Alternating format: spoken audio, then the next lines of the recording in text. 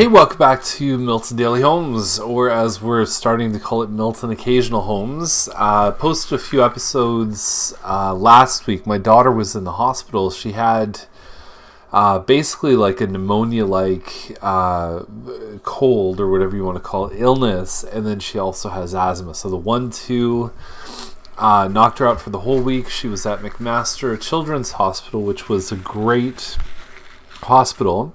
Not the best food. I'm warning you if you go down there. We've had better hospital food. But she's okay now. She's better, and I have recovered from sleeping. Actually, it was funny. The hospital bed was too narrow. I'm a big guy. Shoulder width, of course. Got a little extra weight, but not a big deal. But I was too big for the chair, so I ended up I asked them to bring a stretcher in, and I slept on the stretcher for 5 days.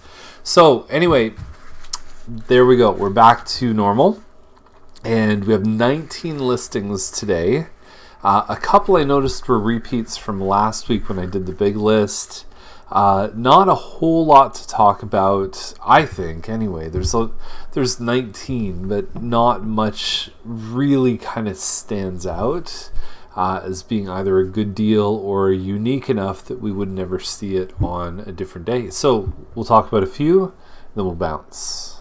So this has been a theme a few times in the last month and a half. Van Fleet. So they have a basement, they call it like a basement suite, basement apartment.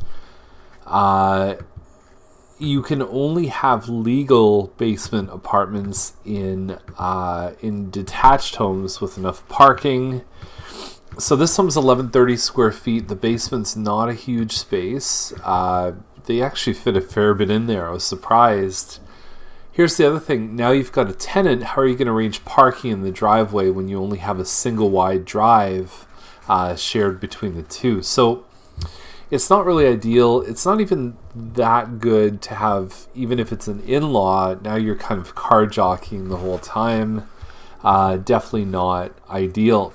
So, I think that it's kind of it's the wrong place to put that. I think this is a single family home. To put two families in it just doesn't make any sense. There's not really a separate entrance either. So, basically it's a rec room with a fancy kitchen to make popcorn for movies is how I look at it. So Mulrooney Heights and the next one on Yates are actually the same model. I can't stand when agents say this, like a semi. Well, it's not a semi, so stop saying it's like a semi. It's an end unit townhouse. It is what it is. Sell it on that. That being said, over 1,700 square feet for $649 is a good price. I like the $650,000 because then now it's in two different price ranges, so it straddles both. Strategically, it makes a lot more sense to do that. But yeah, it's the same model as this one right here on Yates. Saving $25,000. You just look at the two of them and say, hey, you know what? Could I turn the lower priced one as good or better than Yates for the same kind of price? Different areas, I get that. But, from a raw price consideration, it's like coming out the same day as a competitor that's listed for a lot less than you sucks. I've had it happen a few times, and it's definitely not. I would actually think this price is a little closer to what it's probably worth. So if you could scoop the other one up for that price, it's not looking bad at all. Now, once you start hitting high sixes up to about maybe 730 or so, there are a ton of listings right now. Even this one on lot, like this same model is for sale. Even, I think 3 or 4 from the same builder are for sale. It's a nasty price range right now. This is anything around 7. There's a lot of competitors. The detached homes are kind of coming in on one end. It's not fun. So I've got one for $709 on Scott. And we started at $729. We brought it down to $709 just because we saw where the market was kind of shifting. And even still, it's a challenge to get that one sold. So it's a beautiful house, same as this one on lot.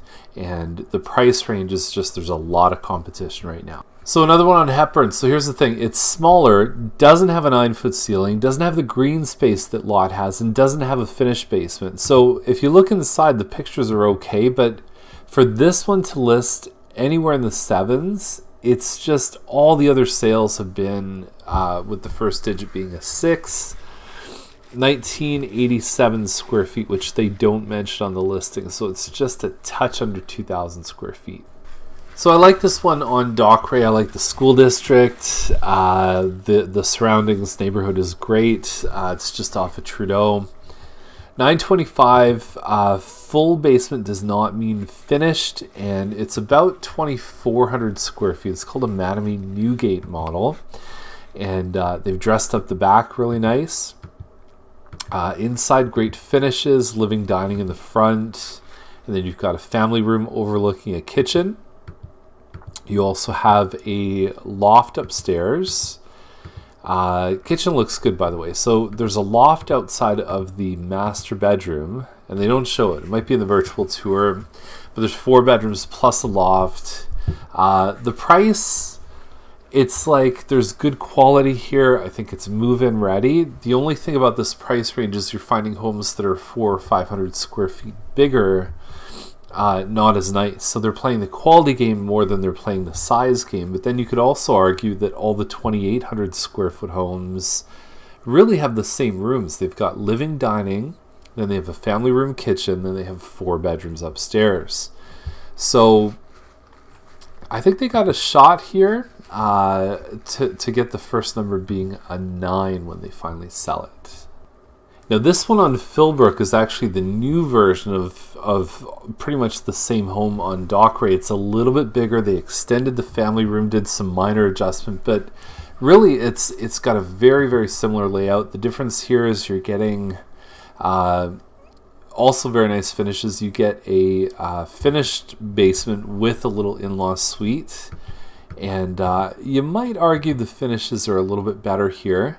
I don't know how they got that up there, and this is a pain to clean, but you have that same sort of front where it's open to above. That's your loft space there. This one's called a Glenwood model. So if you go in both homes, my understanding is this is a little bit wider back here than what you found in the previous one. Oh, sorry about that. Got a little out of hand there, and then it looks like they've got some built-ins on this side. So instead of having kind of a nook where what do you put inside of it, they've actually functionally put some things in there. I like that. I've never seen it before.